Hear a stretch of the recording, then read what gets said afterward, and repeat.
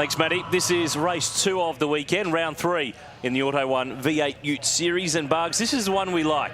It's the reverse grid race, and anything can and will happen. But first, we'll take a look at the grid shortly. This is the track, that long 1 kilometre straight, overall 2.9 kilometres, and it's not an easy place to pass on, but turn 1's probably the main place. Well, 14 hard corners around here, Aaron. The surface is very grainy, very open, so it's very hard on tyres. In qualifying, you get one good lap out of it, and as these Ute guys go on, they're going to find it very hard. But as you say, overtaking opportunities in turn 1, up into turn 6 is a little bit of a chance.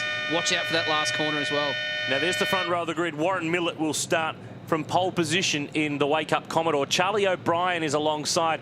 Nandy Kiss on road 2. It's a special race for him. It's his 200th championship race. And he's one of only, I think, 5 or so guys to achieve the feat. So a real loyal Ute racer. And of course, Tim Blanchard, we saw him on the Gold Coast last year. He's the Auto 1 wildcard this weekend. And then the familiar names, Jack Elsgood, Nathan Pretty, who was strong in Perth, Ryan Hansford leading the way in the Rookie of the Year award. And you've got to go right back to find David Cedars, who won the first race earlier today. He's 21st on the grid and now has a share of the championship lead with Chris Pether. Well, he's done all that hard work, didn't he, in race 1 this morning. He managed to win the race, but that's put him straight back to 21st on the grid. There was some action in that first race. We're missing a few cars, bent, crashed, banged. A bit of Ute action, and we've also had some naughty boys that passed under yellow flags, so they got pumped to the back of the grid. And how tight's this championship? Pether and Cedars are all square. Grant Johnson is 1 point down. Ryle Harris is at the back of the field. He was one of those naughty boys. He's position 4 in the championship, and Jack Elsgood, always a contender in the Coopers Ford. He's in 5th. Weather, well, you don't really need to be a weatherman in Darwin to get it right. It is fantastic conditions, 28-degree maximum. Wonderful day in the territory, and when we come back on Race Day Extra, we're going to go Ute racing. Up, ready to race. Race Day Extra. The V8 Utes are set to run here at Hidden Valley Raceway in the top end. Big field lining up. Warren Millett will start from pole. Get ready for a bit of drama. Grant Johnson running champ. Don't forget tomorrow, big day of live racing on 7 Mate, featuring Touring Car Masters, more Ute racing, and the 200k race 13 in the V8 Supercars Championship. The coverage begins at 12:30 p.m. Eastern Time. Do not miss it, and don't miss this. The Utes in the top end. They've been a regular part of this event for the last 5 or 6 years. Grant Johnson, who starts deep in the pack, the reigning champion, car number 1, has been on the podium 5 out of those 6 times. He's got some form, but he's going to have to use it in this race. Well, it's so important, these reverse grid races, to get it right, to get through that first lap without getting taken out someone else's accident, because as we saw from that championship, it is so close at the moment. The heat haze, fantastic weather, 28 degrees. It has been perfect. Great to come to this part of the country this time of year when you're from Victoria, that's for sure. Now have a look at Warren Millett. He's actually starting quite a way back from his box in comparison to Charlie O'Brien. And he's been left snoozing on the line.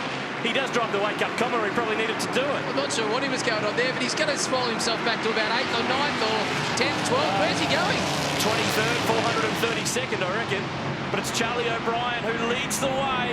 Nandy Kiss in his 200th start is up the inside. Ben Cabbage, Brad Patton, the VIP Pet Foods Ford. Watch for the fast guys. They're buried in the middle of the pack, and they're just trying to play their way through. This weekend, it's a 4-race format, so there's 4 chances to make mistakes. Oh, that means 4 first corners. That means 4 first laps. So that's always one of the most exciting times in the Ute racing.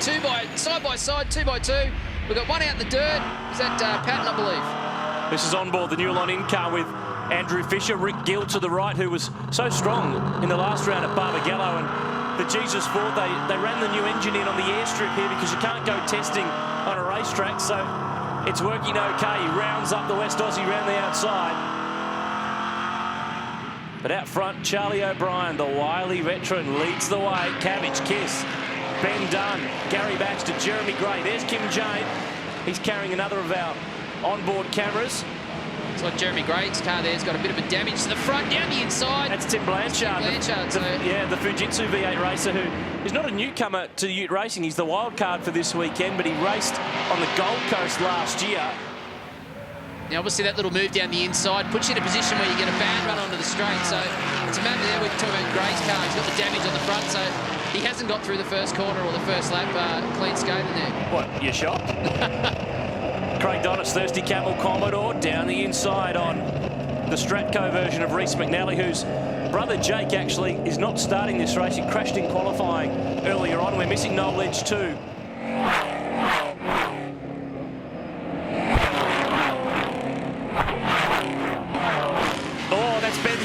fence, the exit of turn 1. I mentioned just before, Noel Edge was out with an engine problem, and Gary Carson had a crash in the earlier race, and Ben Dunn has got to go through the passenger side to get out of that Ford. Safety cars being called on lap 2.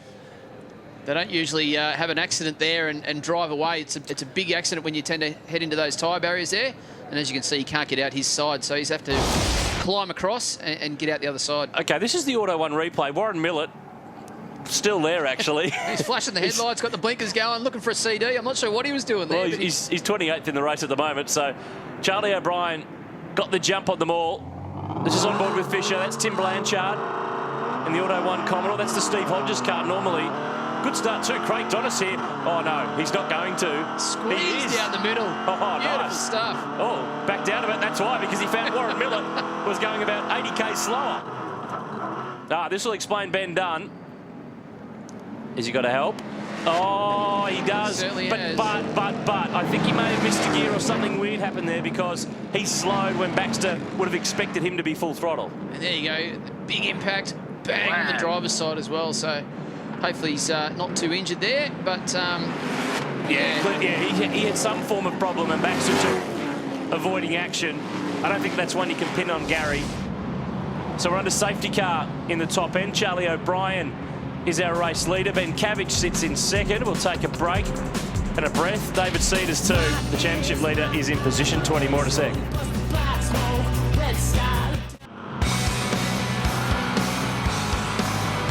Back at Hidden Valley with the Mega Wall, and in race control, the fellow in the red shirt there has got probably the toughest gig in Aussie motor racing. That's Andrew Jones. We're going to see Andrew in action later in the year in the V8 Enduros, but he's the driving standards advisor to the Utes Series. Now, I wonder what he'd be advising now. Get on the throttle, because we've got to restart. And Charlie O'Brien, I reckon, has been caught napping. Ben Cabbage has got a little bit of a run. Have a look at Gary Baxter up against the fence, and it is on. Look at this, Fisher down the outside of Jeremy Gray. How's Cabbage? He's gone the long way. That won't work. He has, but he's going to put himself in a position to be able to come back across as Charlie O'Brien. Squeeze the throttle on, but Charlie O'Brien's going to stay in front there. So this is just like another first lap, isn't it? We've got side by side up through 3, 4, 5. It's not always good in a Ute to be doing this, I can assure you. Bang! Bit of contact. Yeah, that was coming, wasn't it? Fast man on the road is Chris Pither, who, of course, shares the championship lead with David Cedars. He's back in 17th in the Osprey Trophy car. Jane Pretty and Ryan Hansford 3 wide. And they make it. Yes, they do. Yeah, they did. I'm Kim sure. Jane there. He's moved up 7, 8 spots already. 9 spots now in these first few opening laps. So he's done a great job to move forward in this reverse grid race. Just hearing from race control that Gary Baxter is going to be given a penalty and a black flag for a restart infringement. So things a little bit different. Remember, in the V8 supercars, after the final turn, you're permitted to overlap. In the Utes, you're not. So he clearly breached the rules here, but there's no rules here. Pither is up the inside on Craig Dontis, and Grant Johnson's trying to follow him through. So plenty of action with these guys. There's Pither working hard. Dontis, he's going to be looking for that toe now. So if you can find a way, you can see that car slowly pulling in that gap. Pither's missing the right-hand mirror there. Oh, Cabbage tried it again, and it didn't work. He's through the dirt. And handball second to Baxter. Gray third, Kiss fourth. Then Fisher and Els good. And rejoins alongside Blanchard. Safe rejoin there. So he's gone from second to nowhere. Gone for the big outside manoeuvre and not pulled it off. Now he's got Kim Jane down the inside. And Rubbin's racing, as they say in the world of Utes. And Hansford's in there too. And Nathan Pretty, the monster Commodore in the background. We can fit 4 cars into one shot. Oh, why not? So obviously on that restart, Baxter's got that overlap coming towards the line. The way the rules read, you're not allowed to do that one. So that's really hurt him. He's gone from a position where he's now running second, and with a stop-go or a drive-through penalty, he'll have to pull into pit lane. So that's pretty disappointing for him. And what it's doing, it's allowing Charlie O'Brien to just waltz away a little bit. But right in the middle of the pack, this is where it gets desperate. Speak of desperate, how's that for a lunge? That's Ryle Harris up the inside of Grant Johnson. And he pulled it off. I don't think he touched him. No, that was quite neat. No. Oh, no. Jeremy Gray. Yeah, that bonnet, he damaged that on the first lap. Yeah, he's not seeing grey, he's seeing blue, and he can't see where he's going. But if he's my height, you can see under that little gap, so it's no problem. I've had that happen to me once before. Oh, I think it's a problem, though. Where's the corner? Where's the guy going around me? This is not good. Oh. Smart move. Yeah, get off the track. Well done. So clearly the bonnet was damaged, it's let go, and then it's smashed the windscreen, and he's got no chance at all. Safety first, stop. Yeah, hopefully he hasn't put that in a dangerous position where they're going to pull the safety car again. So the race is really just getting underway here. And this is the Auto One replay of exactly when it went. Wham! That'll get your attention. There you go. It smashes the windscreen, does a bit of damage, and obviously the bonnet's destroyed as well. So looks like he's got it in a safe position there, and we can continue racing, which is good. This is our fight for second now, Bugs, because Gary Baxter's taken his penalty. Nandy Kiss is the man who sits second. But I don't think he's second when he comes out the other side. He's not. Bit of drifting action. Tanner Faust to be proud. That was well done. So he's managed to hang on to it, keep it on the black stuff, but he's lost about 5 spots in the process. I reckon the quiet achiever here is Jack Elsgood. He's up to second, the former champ. Hasn't been raking in the points or the wins, but is 5th coming into this race. And he's only passed a couple of cars here, but they've all just speared off in front of him or disappeared into pit lane or broken something. You don't have to pass them if they're firing off the track, Bugs. That's the easy bit. So he's come from 14th on the grid, and here he is up into second place already with Fisher right behind him. There's Tim Blanchard with that rear bumper bar hanging off. So hopefully he doesn't get a black flag for that one, because that'd be quite disappointing. He's done a great job to get that car up there, and he's doing a good job with Jane right in behind him as well.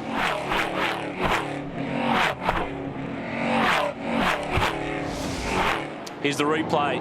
On board Jack Elsgood. Kiss goes wide and wide and wider, and Jack goes through to P2. Fisher follows, as does Tim Blanchard, and here is the Auto One Commodore. And for a guest driver, he's got damage. He's just joining in. He's just becoming one with the Ute boys. Yeah, well, I was talking to Marcus Marshall after Perth, and you turn up there and they give you a hit from the left, the right, the back, the front. They quickly sort you out as a guest driver. So Charlie O'Brien, he drove the guest car down in Adelaide, and obviously he's now out in the front leading a race. But what a great job by Tim Blanchard. Real young talent, obviously going great in the Fujitsu series. He's a very experienced Formula 4 driver and moved up to the Fujitsu level, and here he is having a go in the Utes and doing a great job. Yeah, we get to see him too at Phillip Island and Bathurst. He'll team up with David Reynolds, in fact, in the Stratco car for Kelly Racing, and he's tucked right in here behind Andrew Fisher for 3rd spot. But Elsgood's really hunting. He's brought the margin down. It's 2.7 seconds. He's got time to get to O'Brien and maybe win his first race. I had to go right back through the record books here, and I'm pretty sure he hasn't won a race since 2009, which is amazing. We just saw there Tim Blanchard made the move on Fisher. Fisher's missed a gear, which is now giving Kim Jane the run. Now he's on the outside. I don't like that very much. But he's found a way through. Yes, he has. He had to attack. He had to commit. And Kim Jane gets the job done. So that was that gear shift we saw earlier that no doubt cost Ben Dunn that accident. So he missed that little gear, that second or third gear shift, and that's all it takes.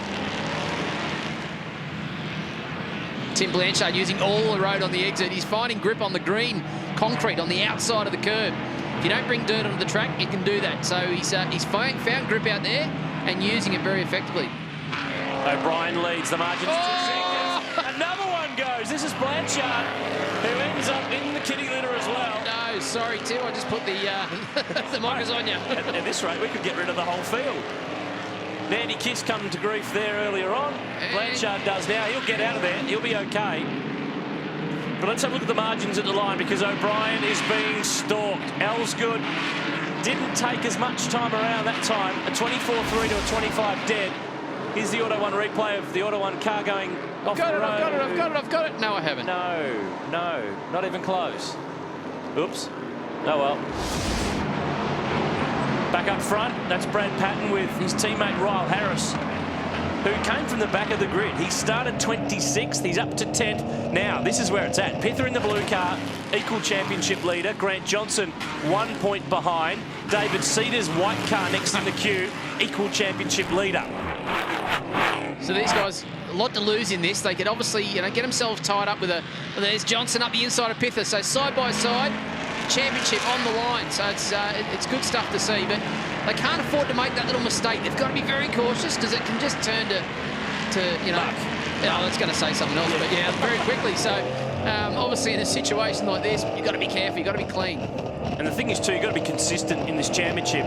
The two guys who are equal leaders coming into this race, Pither and Cedars. Pither's won one race. Cedars has won 3, but clearly hasn't been as consistent. Now, speaking of a bloke who's consistent, Kim Jane has always been in the Bob Jane Team Arts Commodore. We're going to jump on board with the former NASCAR champ. Hey, Kim, P3, can you catch Jack up in front?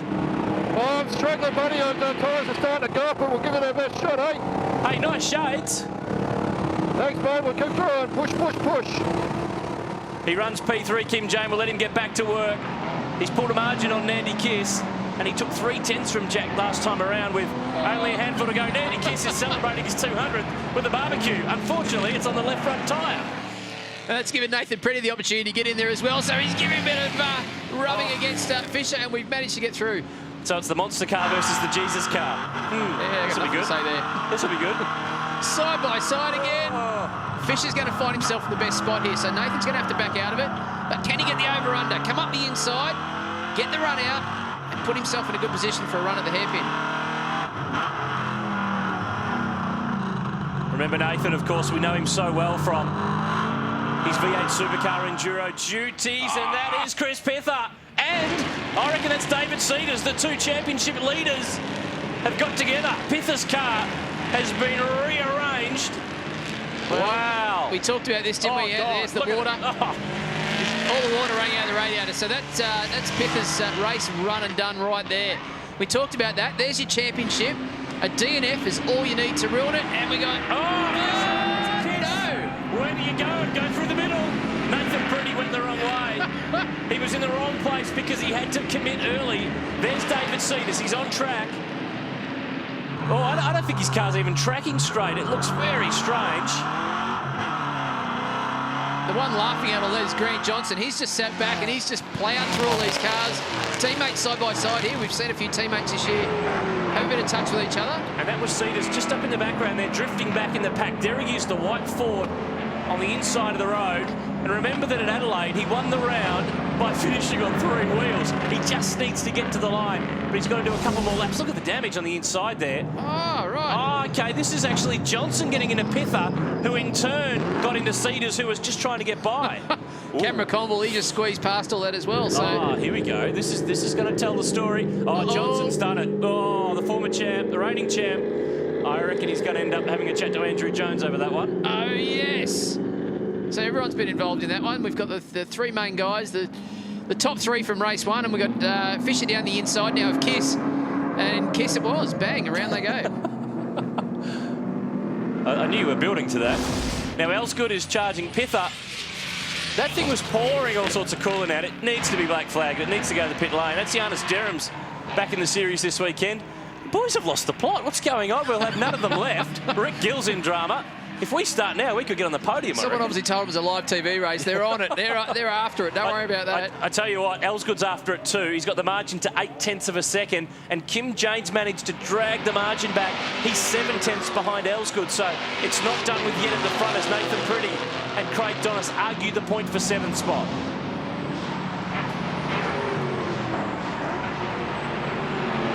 Right, so there's no doubt that obviously the battle's been going thick and fast, but here's the leader, Charlie O'Brien. He's the one that stayed out of trouble from the opening lap. He's led the race, but now Jack Elsgood, he's pushing hard to try and catch.